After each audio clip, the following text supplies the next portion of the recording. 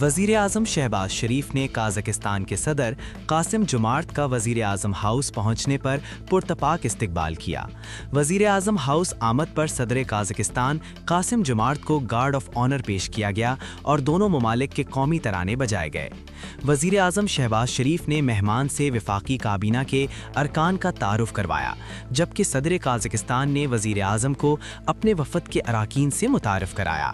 اس موقع پر صدر قازقستان کے اعزاز میں استقبالیہ تقریب منعقد کی گئی، جس میں دونوں ممالک کے اعلیٰ حکام اور سفارتی وفود شریک تھے۔ استقبالیہ تقریب کے بعد وزیر اعظم شہباز شریف اور صدر قازقستان کے درمیان اہم ملاقات ہوئی، جس میں دونوں ممالک کے تعلقات، علاقائی صورتحال اور مختلف شعبوں میں تعاون کو فروغ دینے کے امور پر تفصیلی تبادلہ خیال کیا گیا۔ اس موقع پر دونوں ممالک کے روابط کو مزید مضبوط بنانے پر اتفاق کیا گیا۔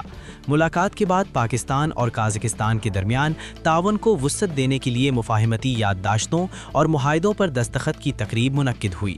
اس موقع پر وزیر اعظم شہباز شریف اور صدر قازقستان نے مشترکہ اعلامیے پر بھی دستخط کیے، جسے دو طرفہ تعلقات میں ایک اہم پیش رفت قرار دیا جا رہا ہے۔